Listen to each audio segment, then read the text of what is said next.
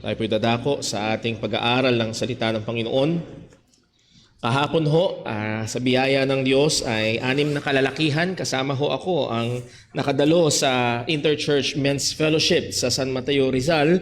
At ito ho ay naging malaking blessing sa atin hong mga kalalakihan. At ang tema ng fellowship ho na yun kahapon ay Strong Men, Stronger Families. Strong men or stronger families. Kung kailan at kung saan malakas ang lalaki, lalo na ang ulo ng tahanan, ay magkakaroon ito ng epekto upang maging mas malakas ang buong tahanan. At ang pinakatagapagturo ay si Brother John Alexis Garcia. At nagsinimulan niya ang first lecture sa pamamagitan ng pagsasaysay ng mga ideya ng sanlibutan kung ano ba ang itsura o ano ba ang ibig sabihin ng pagiging malakas.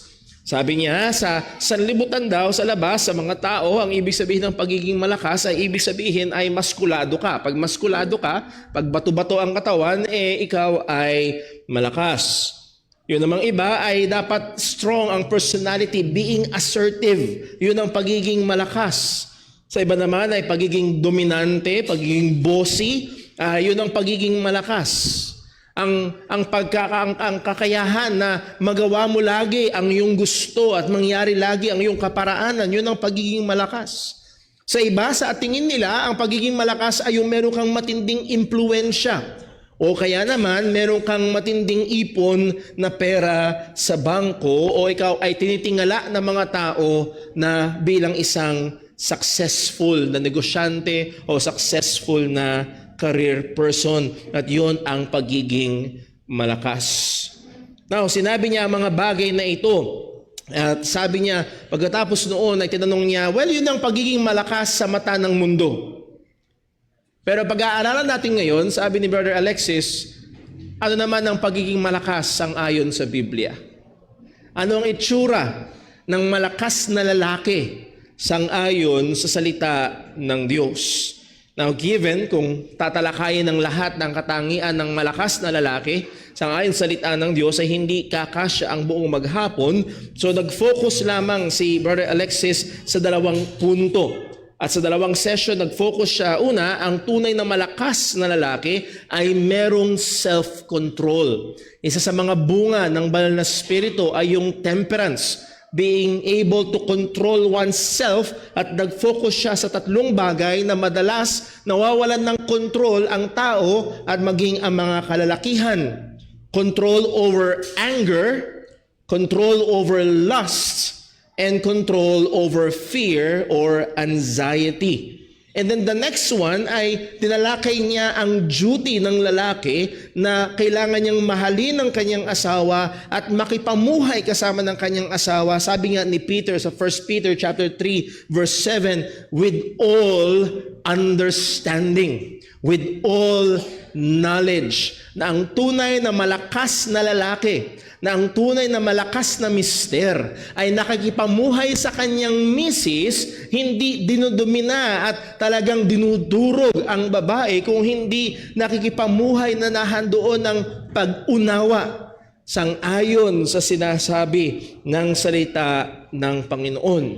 Now, I say this again to bring us back sa ating pinag-aaralan sa Romans chapter 12. Na kung saan ang sabi ni Apostol Pablo na tayong mga Kristiyano na nakaranas ng kaligtasan, ng biyaya, ng kahabagan ng Diyos na nagliligtas sa atin ay should not be conformed to this world but be transformed.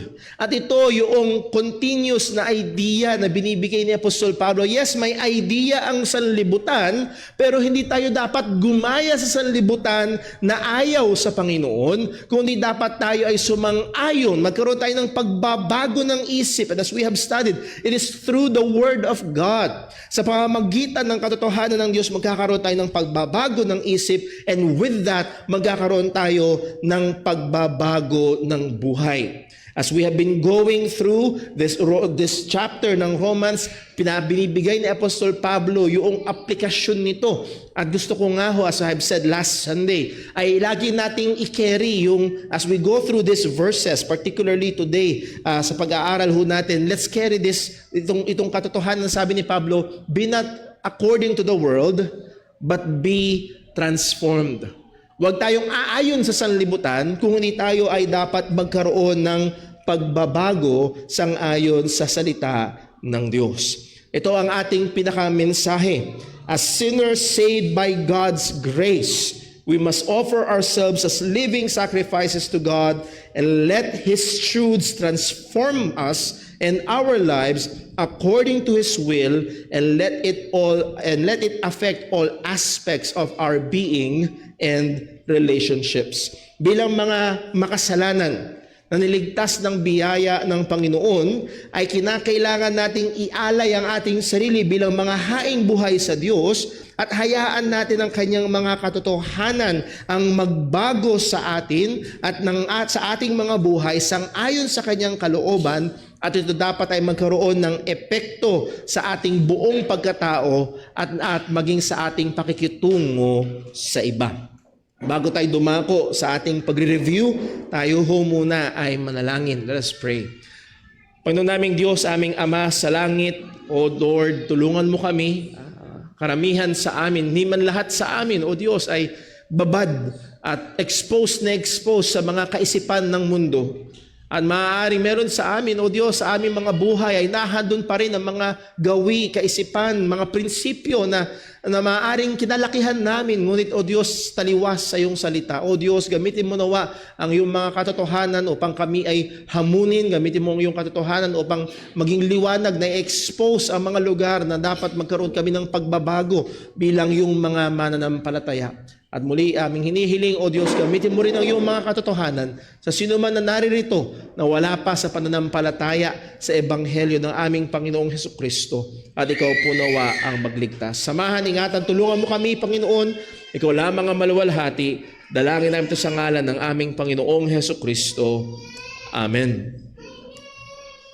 Again, nais ko ipaalala ho ang konteksto ng ating pinag-aralan mula chapter 1 hanggang chapter 11 ng Book of Romans is that great truth of the gospel. Ang dakilang katotohanan ng Ebanghelyo. Pinakita ni Apostol Pablo na lahat tayo, ikaw man ang pinaka-relihiyoso o ikaw man ay taong bundok, lahat tayo ay nagkasala laban sa Panginoon. Walang matuwid, wala kahit isa. Ito ang maliwanag na mensahe ng salita ng Diyos. Therefore, ang Diyos ang gumawa ng paraan para magkaroon ng kaligtasan ang taong makasalanan.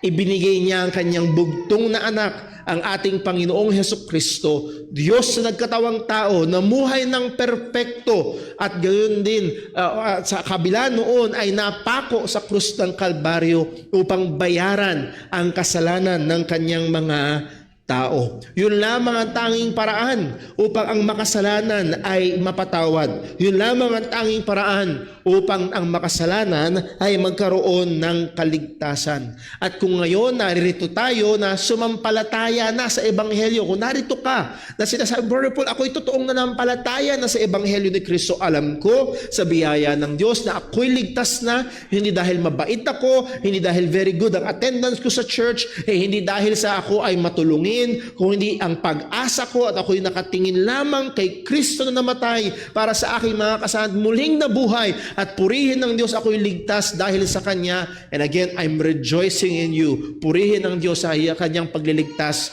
sa atin.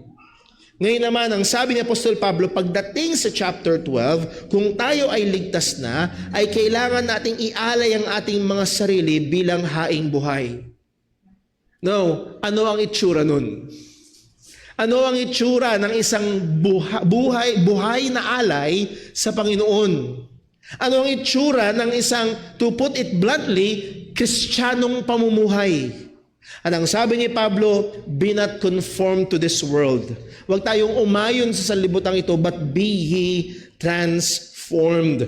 Nagkaroon dapat ng pagbabago.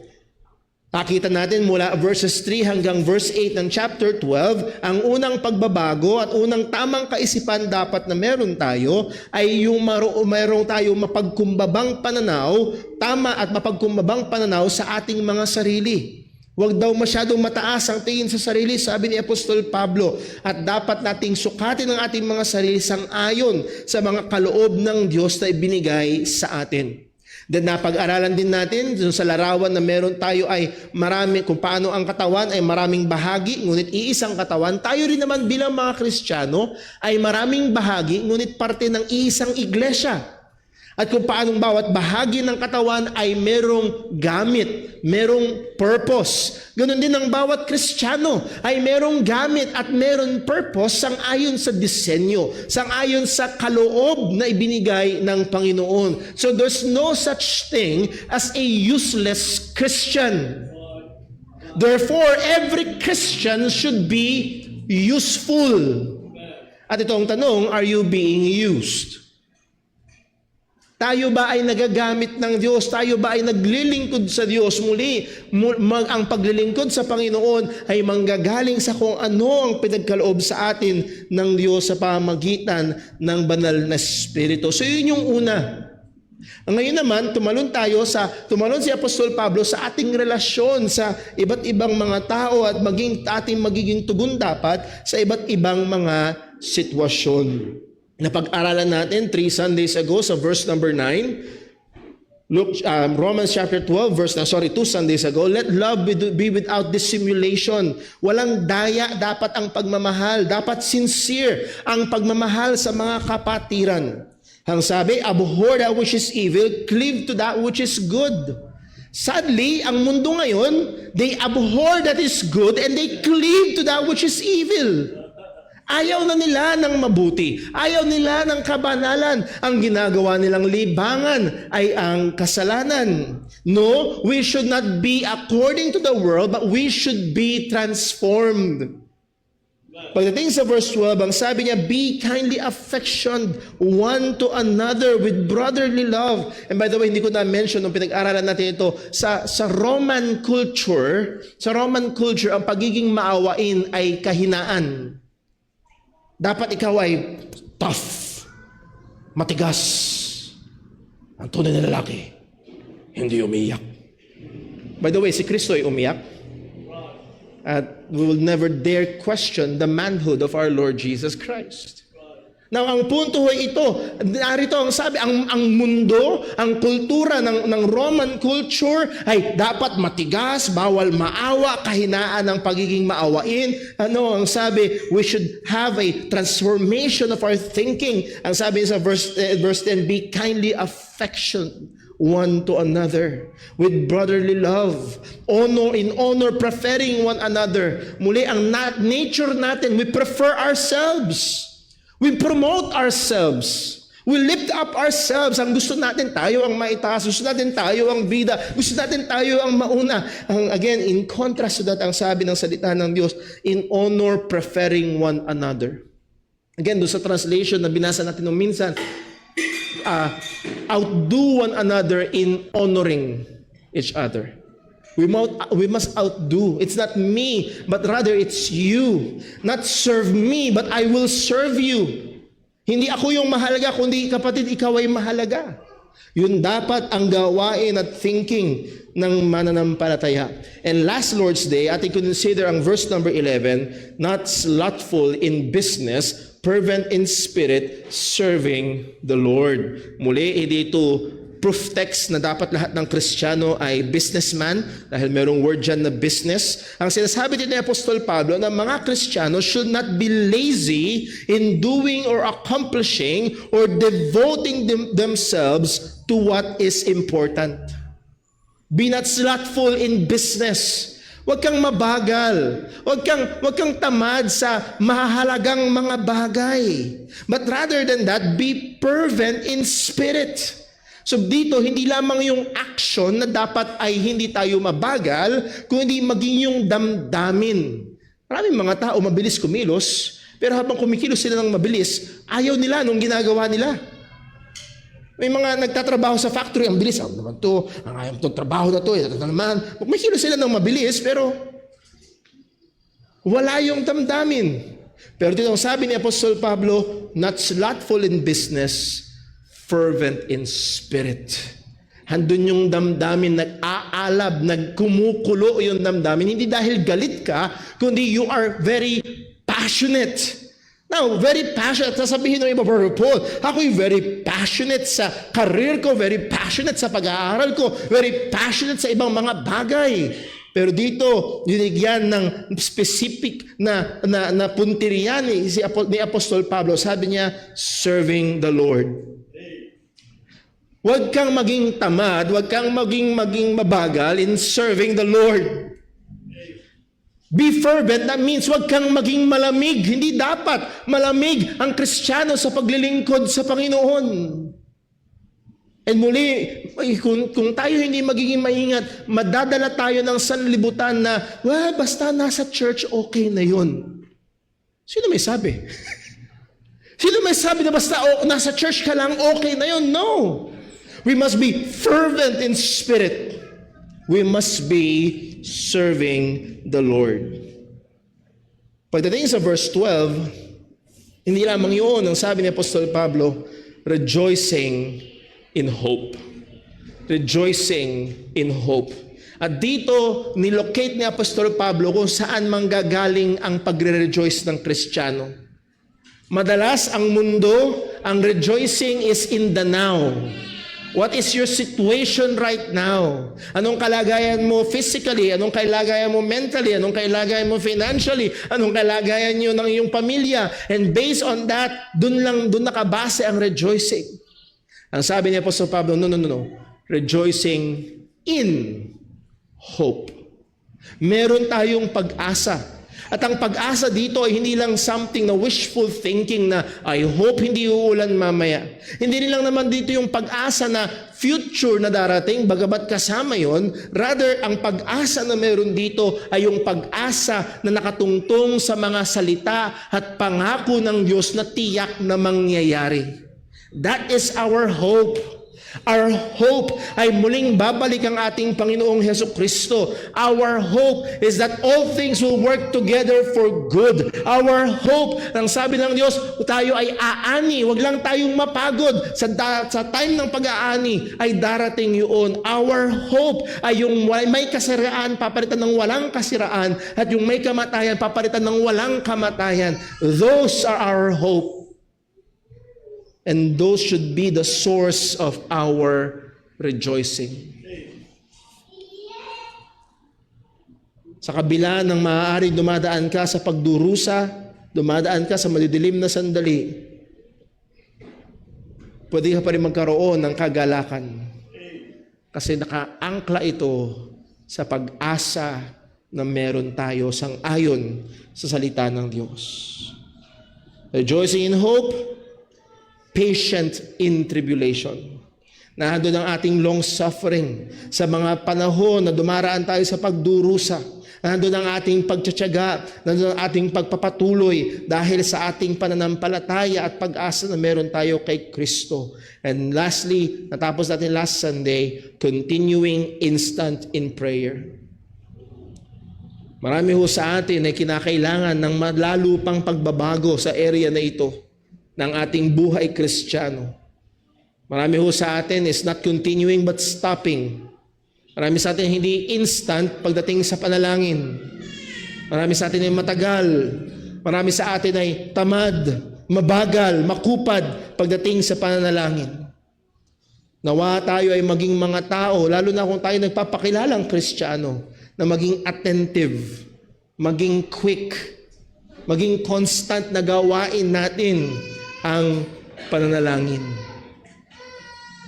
So again, in kontra sa sanlibutan, ang sanlibutan ay tiwala sa sarili, hindi tiwala sa Panginoon. Ang sanlibutan ay nakaasa sa sitwasyon at hindi sa mga pangako ng Diyos. Ang sanlibutan ay, ang gusto ay umalis agad sa tribulation. Again, ang mga Kristiyano ay tinutusan maging patient in tribulation.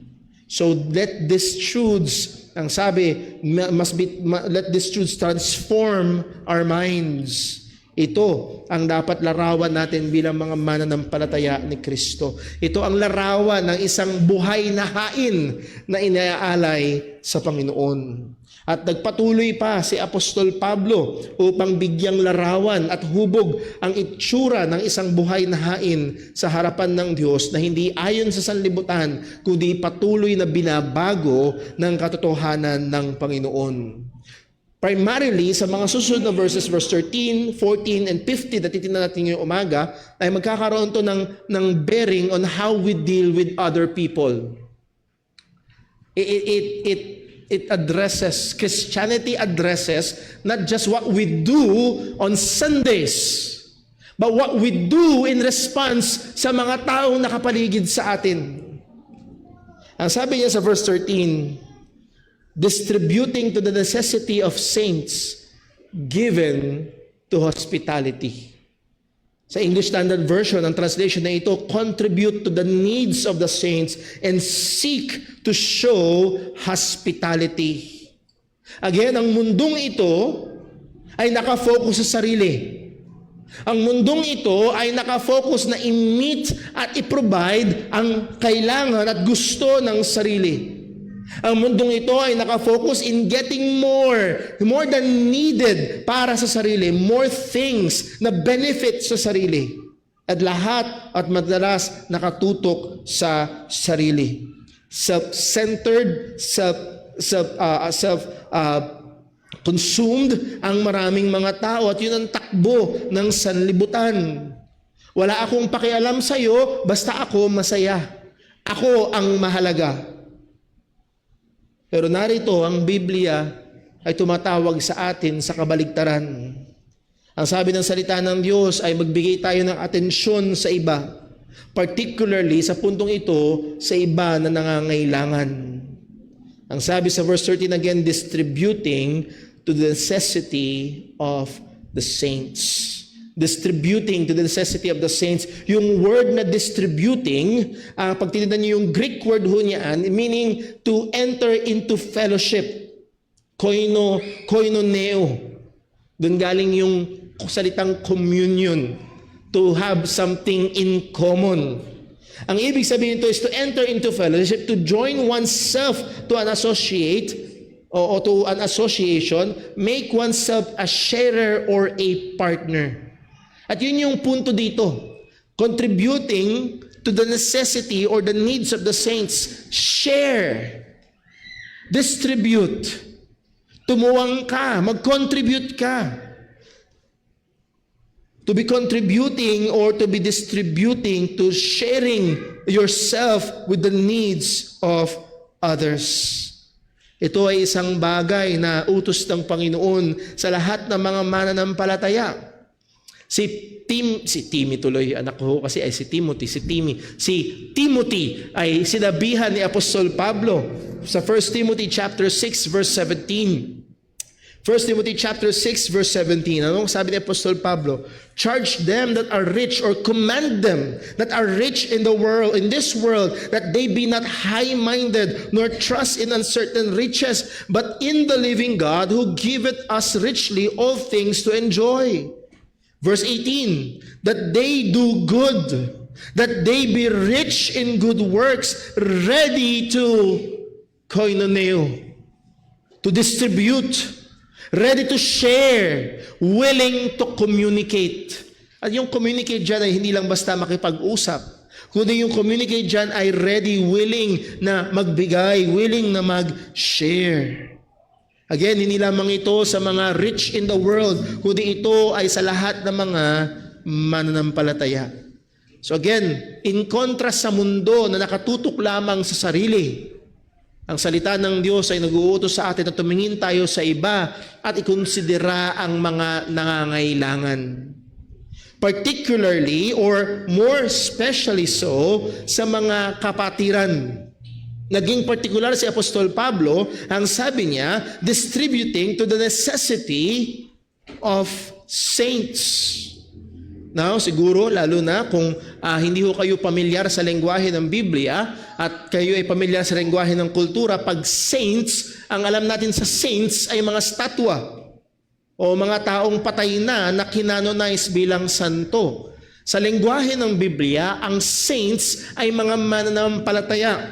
Dahil ang mga mananampalataya ay binanal na ng dugo ni Kristo. Hinugasan na ng dugo ni Kristo. Therefore, they are made saints through the Lord Jesus Christ. So, tinutukoy dito ni Apostol Pablo, distributing the necessity of believers. Nahandoon ang pagbibigay, nahandoon ang concern, at not just only concern, nahandoon yung gawa at kilos. Lalo na sa mga mananampalataya na nangangailangan. Tayo bilang mga nakatanggap ng biyaya ng Diyos sa kanyang pagliligtas sa atin, at bilang mga alay na buhay na inihain sa Panginoon, ay dapat maging sensitibo tayo at nakatingin tayo. At hindi lamang tayo sensitibo at nakatingin, kundi gumagawa tayo at involved tayo sa pagtugon sa pangangailangan ng iba at kapwa nating mga mananampalataya. Again, hindi ito limitado, pangunahin sa mga Kristiyano, pero hindi limitado sa mga Kristiyano. Ang sabi ni Pablo sa Galatians chapter 6 verse 10, as we have therefore opportunity, what? Let us do good unto all men. So hindi limitado ko sa Kristiyano lamang, pero ang sabi ni Pablo, especially unto them who are of the household of faith. Naalala ko ho noon, nakalimutan ko kung anong bagyo, pero may particular na bagyo na bumaha doon sa Pampanga. 2.5 years so ako naglingkod sa isang church sa Pampanga at nandun kami sa gilid ng Pampanga River. At nung bumaha, merong barangay doon na parang batya. Wala nang baha sa iba, pero sa kanila, abot dibdib pa rin. At meron kami mga kapatiran doon. Maliit ang church, limitado ang pondo. Namili kami ng mga groceries. At habang nagbamangka kami yung mga tao, uy, kami naman! Pasensya na ho. Inuna ho namin yung aming mga kapatiran sa church. Especially those who are of the household of faith. Now, kung merong excess, kung pinagkatiwalaan ka ng Diyos ng mas marami, do good unto all men. Distributing to the necessity of the saints. Ang sabi ng writer ng Hebrews sa mga Hudyong Kristiyano, sa Hebrews 13 verse 16, but to do good and to communicate, that means to share, to give, to help, forget not. Why? For with such sacrifices, listen, God is well pleased. Maaaring hindi ka palakpakan ng mga tao, maaaring hindi ka maunawaan ng mga tao, pero ang sabi ng salita ng Diyos, kung ikaw ay isang Kristiyano at ginagamit mo ang resources sa pinagkakatiwala sa iyo ng Panginoon na wisely and also to communicate and to share to the needs of the saints, yung mga alay na yun ay nakakalugod sa Panginoon. Nakakapagbigay kaluguran sa Diyos ang mga alay na yun. Yes, sa lumang tipan ay nag-aalay sila ng mga hayop. Mga kapatid, sa mga alay natin sa Diyos sa bagong tipan ay mga gawang mabuti at pagtulong sa iba, lalo na sa ating mga kapwa mananampalataya. Now, hindi lamang ho distributing to the necessity of the saints. Muli, ang mundo, pakabig sa sarili. Ang sabi sa atin ng salita ng Diyos, tayo ay tumulong at magbigay. Not only that, but hindi lang yun, given, verse 13, Romans 12, distributing to the necessity of the saints, given the hospitality. Now, kung merong isang katangian ng mga Pilipino na kilala sa ibang bansa, ay sinasabi daw ang mga Pilipino ay napaka-hospitable. Sabi nga daw, yung mga magagara na pinggan, baso, pinakakatago ng mga antigo ay lumalabas kapag nahanyo ng bisita. Yung alagang manok ay namawala. Well, hindi nawawala, nakakatay kapag dumarating yung bisita, and so on. Pero it is more than that.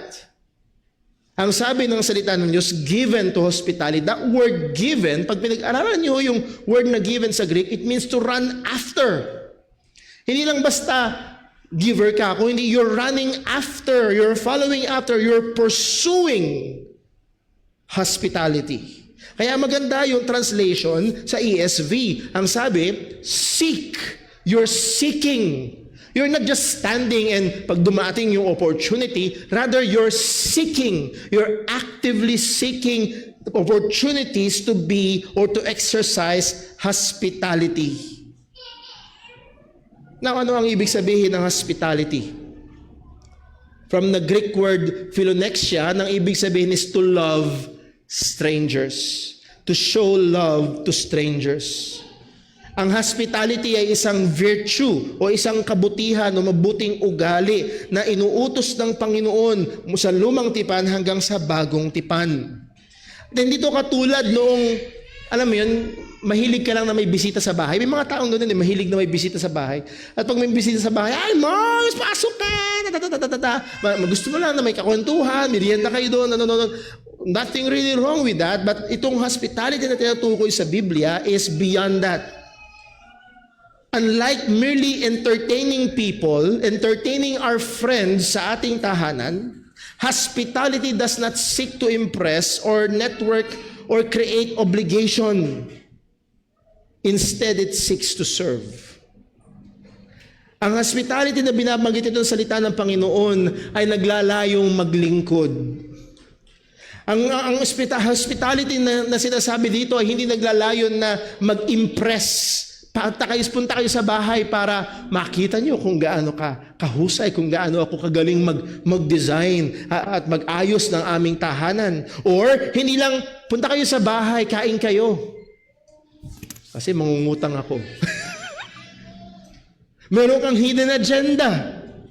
No, this hospitality seeks to serve. Ang gusto ito ay makapaglingkod. Ang gusto ito ay makatulong. Christian hospitality is extended to strangers, hindi lamang sa ating mga kakilala. And Christian hospitality is done sacrificially and lovingly. Ito dapat ay gawin na hindi umaasa na merong ibabalik sa atin. At ang pinaka-core expression, bakit ito ginagawa? Ito ay nag-express ng pagmamahal. Ito ay nag-express ng kabutihan. Ito ay nag-express ng generosity. Especially sa mga hindi natin kakilala, strangers, and lalo na sa mga mananampalataya na ating kapatiran. At narito ang isang napakagandang bagay. It reflects God's own character. How God takes care of us. Kung paano tayo ay inaalagaan ng Diyos, kung paano tayo ay kinakalinga ng Panginoon, kung paano tayo binibigyan ng Diyos araw-araw ng ating pagkain, kung paano tayo binibigyan ng Diyos, even our creature comforts ay nahandoon. At ngayon ay may darating sa atin, out of nowhere, hindi natin inaasahan, pero may oportunidad tayo na makatulong, makapagbigay comfort, makapagbigay ng para ma-alleviate kahit papano yung kanilang aba at mahirap na kalagayan. We should show hospitality. Siguro mas maunawaan natin ito at mas ma-appreciate natin ito pag inisip natin na noong unang panahon, ang mga bahay tuluyan nung panahon ng lumang tipan ay kakaunti. Wala pang Airbnb nun. Wala pang masyadong mga hotel or motel nung time na yun. At kung sakaling meron man, yun ay mahal at ganun din delikado. Maaari kang mapunta sa isang bahay tuluyan na may kasunduan pa lang, meron pa lang deal sa mga robbers, at kapag nakita na ikaw ay medyo may kaya, dun sa room number 45 na doon yung it can be very dangerous. At madalas sa mga Kristiyanong pamilya, Christian families commonly open their homes to believers who pass through their towns. Muli, ang paglalakbay noon ay walang sasakyan. Kung sakali mang merong hayop, ito ay mabagal pa rin. At minsan may mga Kristiyano na dahil sa pag-uusig sa isang bayan, aalis. Hindi nila gusto. Wala silang masyadong daladalang mga gamit. And then darating sila sa bahay nyo, at syempre kung isang Kristiyano, hahanap siya sa tahanan hanggat maaari ng isang Kristiyano rin. At kakatok sila sa bahay nyo na maaaring hating gabi. Kapatid, ang sabi nila, nagtanong ako kung sino ang mananampalataya ni Kristo sa bayan na ito, at tinuro nila ang tahanan mo, ako rin ay mananampalataya ni Kristo. Kasama ko ang aking pamilya, umalis kami sa aming bayan dahil sa pag-uusig, at dumating kami dito ngayon, wala kaming tutuluyan, kapatid. Ang sabi ng salita ng Panginoon sa Hebrews 13 verse 2. Hebrews 13 verse 2. Be not forgetful to entertain strangers. Again, that's speaking of hospitality. For thereby some have entertained angels unawares. Now, hindi ito panahon para mag-imbento ng doktrina na mayroong kumakalat at lumalakad-lakad ng mga anghel dyan at nangangatok ng bahay. Yung iba nangangatok ng bahay, nangungutang lang. Meron talaga mga sindikato, so on and so forth. Nevertheless, ang sinasabi ng salita ng Diyos, huwag tayong magpabaya sa pag-show ng hospitality. Why? Dahil may mga pagkakataon na ang mga nabibigyan natin at maaari matulungan natin ay mga tunay na lingkod ng Panginoon. And by the way, nung time na yon ay mayroong mga itinerant preachers na ang trabaho nila ay pumunta sa iba't ibang lugar para mangaral ng ebanghelyo. Saan sila tutuloy? Tutuloy sila sa tahanan ng mga kapatiran sa Panginoon. At merong isang tao na kinomend ni Apostol Juan for showing hospitality sa 3 John, basahin natin verse 8 hanggang 5 verse 5 hanggang 8.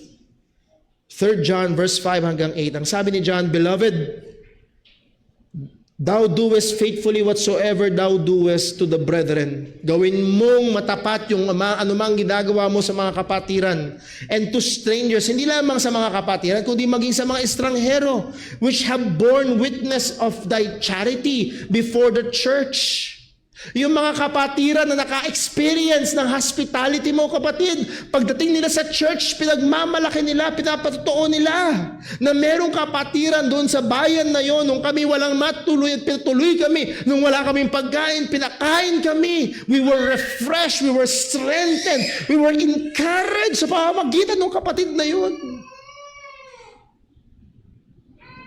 Whom if thou bring forward on their journey after a godly sort, thou shalt do well. Ang sinasabi ni John, kapatid, yung ginagawa mo na yan, na pinapatuloy mo at nagiging hospitable ka sa mga mananampalataya, you're doing well. That's good. That's very good. At ipagpatuloy mo, sabi ni John, verse 7, because that for His name's sake they went forth. Lalo na itong mga ito ay mga mangangaral, alang-alang sa pangalan ni Kristo, kaya sila naglalakbay, taking nothing of the Gentiles. We therefore ought to receive such that we might be fellow helpers to the truth. Listen. Kung sakali man bigyan tayo ng oportunidad ng Panginoon na mayroon tayong opportunity to serve and to be hospitable, to welcome, lalo na ang isang mangaral ng ebanghelyo sa ating tahanan and to help them. We're not just helping them. We're ministering and helpers, fellow helpers to the truth. Itong gospel ng ating Panginoong Kristo na patuloy na ipinapangaral, patuloy na inahayag, ay nagiging kabahagi tayo. Yes, maaaring hindi ka tinawag ng Diyos na maging mangangaral, pero maaaring maging kabahagi ka sa pamamagitan ng pagtulong at maaaring in a simple way showing hospitality sa mga mangangaral. Now, hindi lang ho yun. Kung sakaling dito medyo nabibilaukan na tayo, lalo na sa kultura natin na, ano nga sa bahay mo? Wait until verse 14. Pagdating sa verse 14. Okay? Sa verse 13, mga Kristiyano, mga mangangaral, and even strangers, mag-show tayo ng hospitality. Nandito ba kayo sa verse 14? Ang sabi sa verse 14, bless them which persecute you. Bless. and curse not. Kaya ho, mga kapatid, isa ho ito sa magandang ebidensya na ang Biblia talaga hindi gawang tao. Alam niyo kung gawang tao ang Biblia, wala siguro yung verse na yan. Bless. Ibe-bless mo yung nagpe-persecute sa'yo. Oh, come on. Ito'y pwedeng mangyari lamang galing sa Panginoon. Now, isa ito sa pinaka-totally contrary sa sanglibutan. Hindi lamang sa sanlibutan, kung hindi sa ating mismong personal na katatayuan. Higit sa malamang ito ay ngayon pa man din habang binabasa natin, umiiling-iling na tayo sa ating puso na mahirap, mabigat, masakit. Natingnan mo natin, that word bless is from the Greek word eulogio. Dito galing yung eulogy. Pag may patay, nagbibigay ng eulogy. Yung ibig sabihin nito is to speak well. Magsasalita ka ng mabuting bagay tungkol doon sa yumao. Pero itong eulogio, meaning to ascribe praise or glorification. Or isa pang bagay, to invoke or pray for blessing.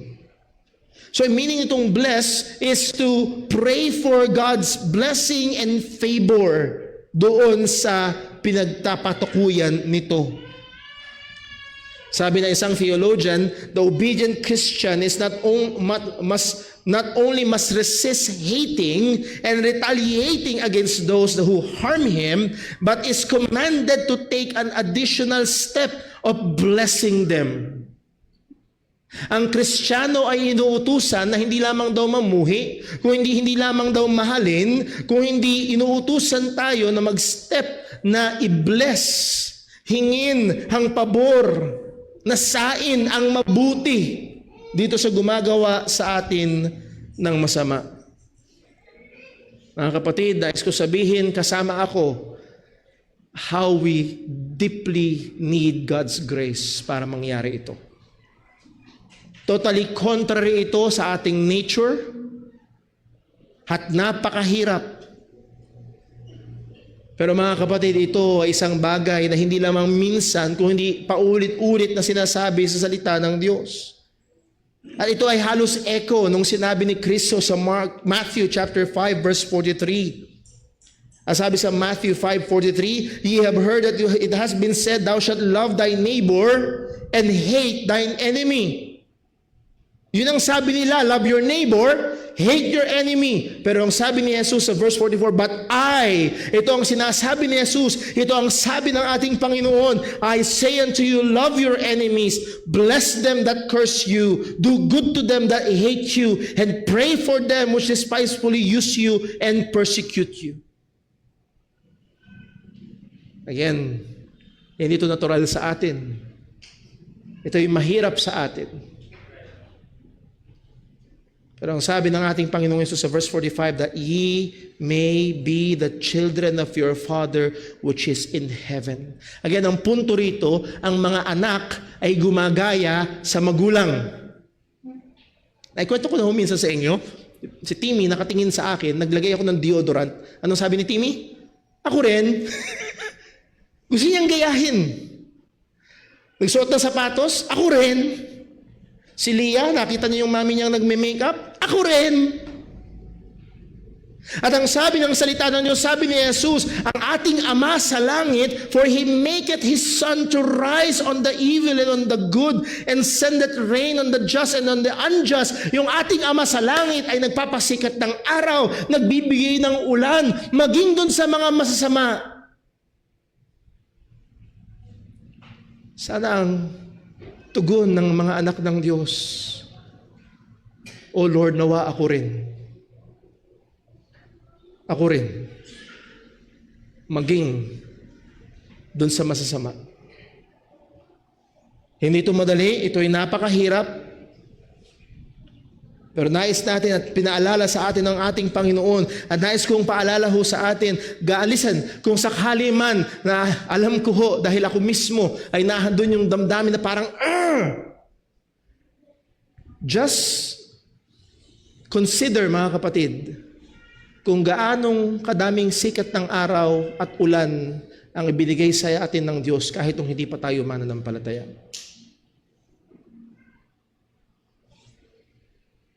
Gaanong karaming araw na binigyan pa tayo ng Diyos ng buhay, ng hininga, even beyond our needs nung hindi pa tayo mga Kristiyano.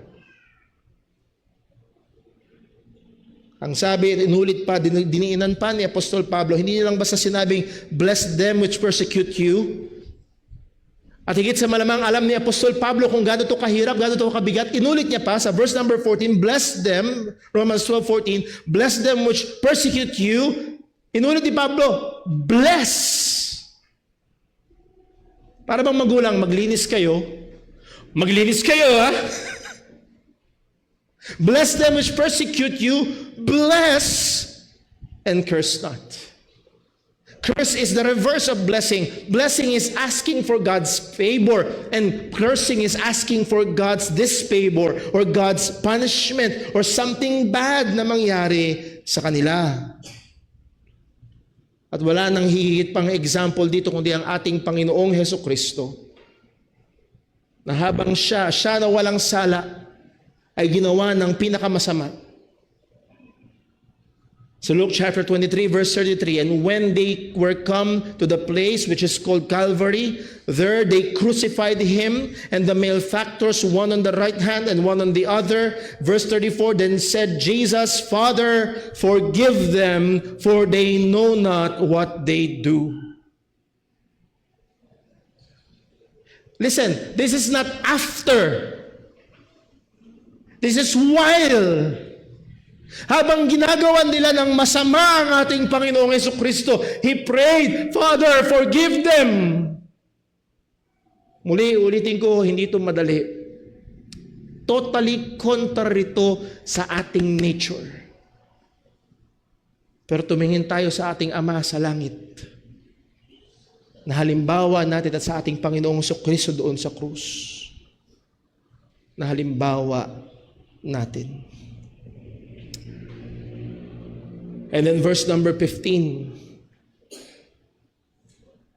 How to relate to people in diverse circumstances. Verse 15, mabilis na lamang po. Ang sabi sa verse 15, rejoice with them that do rejoice, and weep with them that do weep. Mga kapatid, naalala ko ito.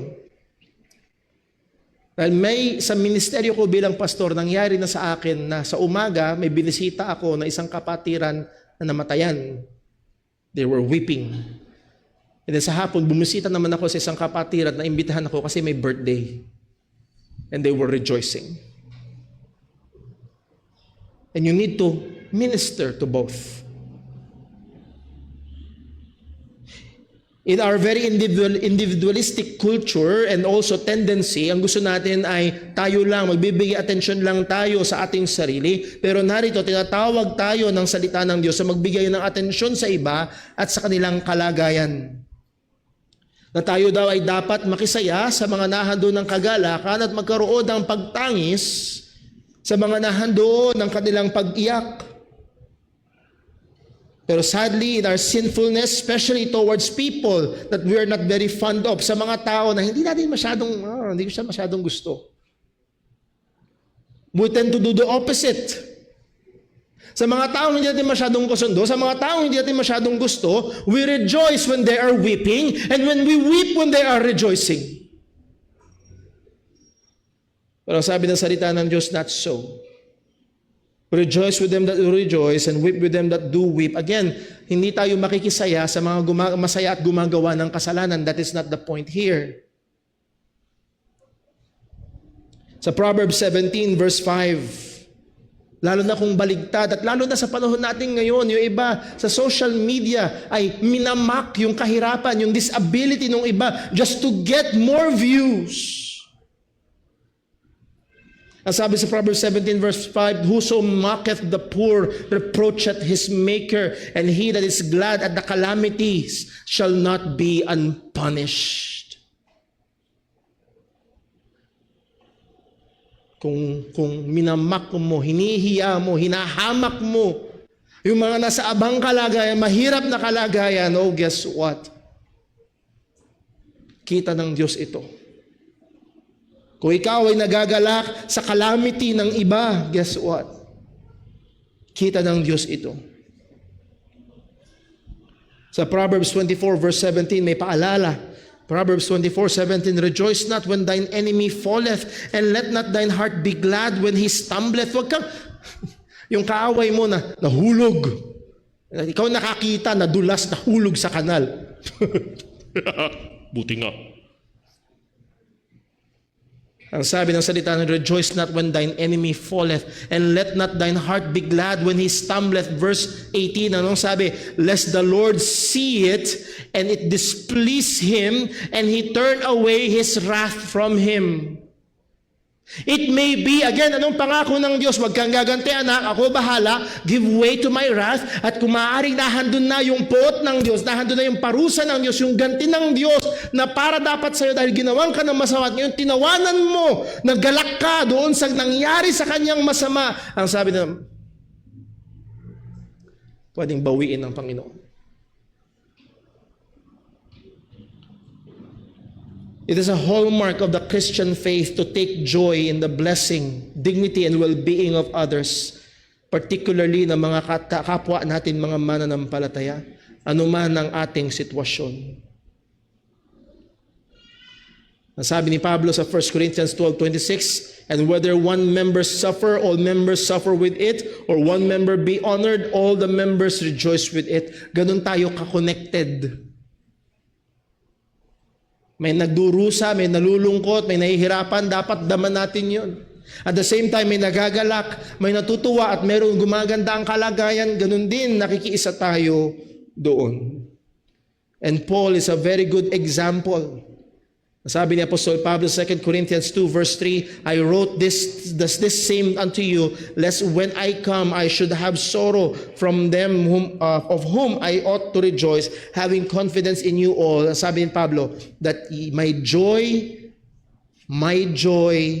is the joy of you all. Ang kagalakan ko ay yung kayo ay nagagalak. And not only joying or rejoicing, but also weeping. For the lack of time, let me just go to what is known as the shortest verse in the Bible.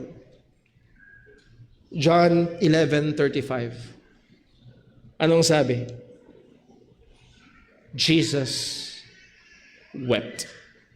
Anong context nito? Namatay si Lazarus. At tumatangis ang mga kapatid niyang si Martha and si Mary. And Jesus wept. Mga kapatid, salamat sa Panginoon, we have a grounded theology about the sovereignty of God. Pero nawa ang ating theology ay huwag magpanatiling tuyo ng ating mga mata kapag kailangan umiiyak tayong kasama ng iba. Hindi tayo nawa dito gawing insensitive, rather to be more sensitive and to be identifying with, rejoicing with them that do rejoice, and weeping with them that do weep. Bilang mga haing buhay sa Panginoon, ito dapat ang maging estilo at paraan ng ating pamumuhay. Let's pray. Panginoon naming Diyos, aming Ama sa langit, salamat po, O Diyos, sa iyong mga salita. Salamat po sa iyong mga paalala. And Lord, truly what I high demand.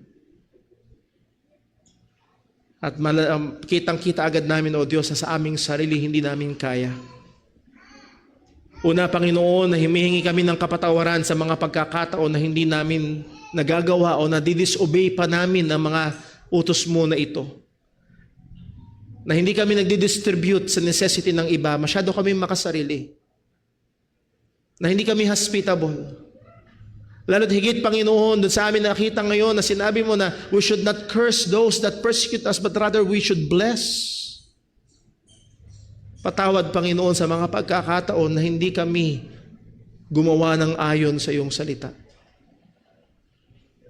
At Panginoon, sa iyong utos sa amin that we will be able, what we should rejoice with them that do rejoice and weep with them that do weep. Tulungan mo kami, Panginoon, hindi lang nakafocus sa aming mga sarili, kundi magbigay atensyon, dumamay, lalo na, O Diyos, sa mga mahihirap na kalagayan. At gayon din makisaya na nahandoon sa mga dumaranas naman ng iyong mga biyaya at tulong. O Lord, bilang iyong mga niligtas, bilang mga nakaranas ng iyong biyaya, tulungan mo nawa kami, O Diyos, na may apply to sa aming mga pamumuhay. At Lord, gamitin mo yung katotohanan ngayon upang hamunin kami sa mas banal na paglakad bilang mga Kristiyano. At gayon din gamitin mo yung mga salita kung meron mang naririto na wala pa kay Kristo. Ikaw po nawa ang magligtas. Samahan, tulungan mo kami, Panginoon. Huwag lamang kami maging tagapakinig, kundi maging tagatupad ng mga bagay na ito. Dalangin namin ito sa ngalan ng aming Panginoong Hesukristo. Amen.